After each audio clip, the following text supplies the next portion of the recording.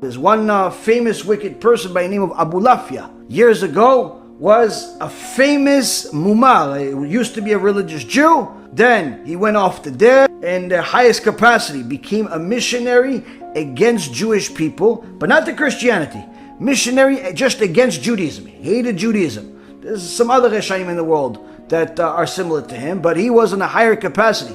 He would literally go to the government of the Goyim and go against these Jewish people to make sure that they arrest people and kill Jews. Literally led to the murder of countless Jews. And he did it for years. After doing it for 10, 20 years, long time, killed a lot of Jews. He was already around 50 years old at this time. And Chachamim say that suddenly one day he got some spark of Kedusha that entered him and wouldn't leave. All of a sudden he had this unbelievable, uncontrollable desire just to do good. And he wanted to do Teshuvá. He came to the rabbis and he said, listen, I'm really sorry, I want to do Teshuvá. The rabbis knew his history, knew this guy led to not just violating Shabbat and doing all types of immoral things, led to the murder of countless Jews. They said, go fly kite, get out of here. Tameh, you're impure. Impure, we can't trust such a person. And they're right, that's what halakha is. The guy's a missionary, guy causing such damage, can't help such a person.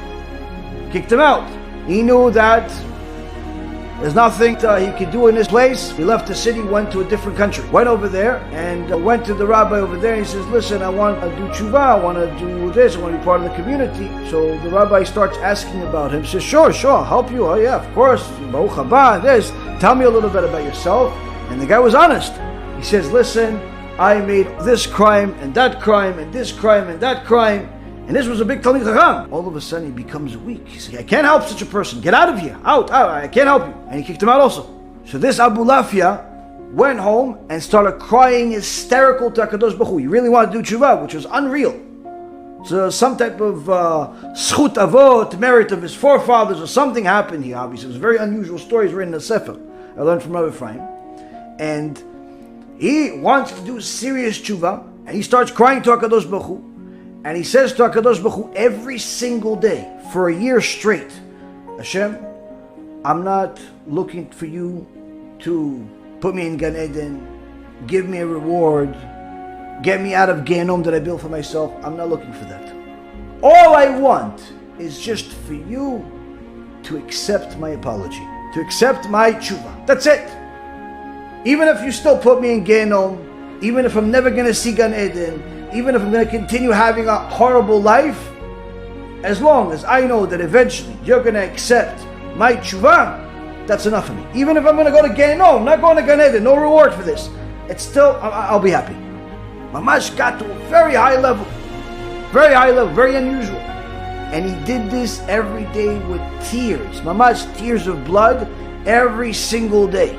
After a year passed of doing this, Chacham that rejected him in the city that he was in, he had a Brit Milah for his grandson. Him and his son both had a dream that night before the Brit Milah, where someone told them, one of the sages came to them and said to them, listen, tomorrow neither you or anyone else that you know are going to be the sandak holding the baby for the Brit Milah. So who is it going to be? The only person you're allowed to put as a sandak for the Brit Milah is a person that as soon as you see that person, you'll see a fire, a holy fire coming out of their forehead. And that's how they both the father and the son, both with tzaddikim, had this dream. Next day, there's a Brit Milah, and they tell each other, oh yeah, I had this dream. Oh yeah, I had the same dream. Oh, okay, so who's the guy? So I don't know, I thought it was you. No, they don't know. They start looking in the room, nothing.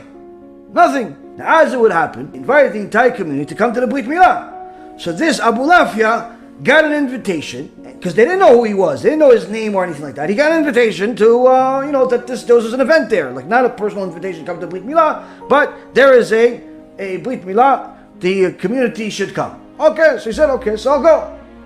He prayed to Hashem and said, okay, maybe I'll go. Maybe there's something for me to see, at least something holy. As soon as he walks into the synagogue, the Rav and his son both see him with fire, spiritual fire, that they're the only ones that could see coming out of his forehead. He said, you, come, quickly, gotta do Brit Milah. Aboulafia says, what, Brit Milah? Me? What do you want me? Come, you're the Sandar, come sit down. They put him down, he holds the baby, Brit Milah, Chazak u'Baruch. He has no idea what just happened. And he said, Chazak u'Baruch, thank you for coming, Chazak u'Baruch. He says to them, why did you pick me? And they tell him, we both had a dream that we have to pick a person that has such a light. He says, I don't know about any light of what you're talking about, but you guys know who I am? He says, no, we don't know who you are. He says, I came to you a year ago. I moved to you from that other city because they rejected me over there after I killed so many people. And I came to you a year ago telling you I want to do Teshuvah. And you told me, no, I can't help you. You're a lost case. So I tell him, so what have you been doing over this last year? And he tells him, every single day I do whatever mitzvot I can. And I cry to HaKadosh Baruch Hu non-stop, telling him, just please accept my Teshuvah, even if you put me in Gehenom and I never go to heaven. And then the two Rabbanim said to him, wow, Ashrecha, that you've reached such a level that the Gemara in Masechet Brachot says, in a place that Baalei Teshuvah stand, even tzaddikim do not get to. You have reached such a level. Ashrecha, you are not only a Baal Teshuvah, you are highest level of Baal Teshuvah.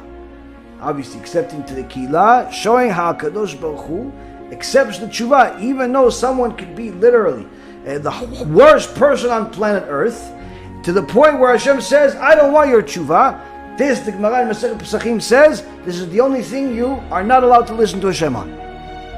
Meaning that if he says, I don't want you anymore, you become a kofar in this regards. Meaning that you don't listen to Hashem and you do Teshuvah anyway, and if you do Teshuvah seriously, eventually Hashem is going to accept you.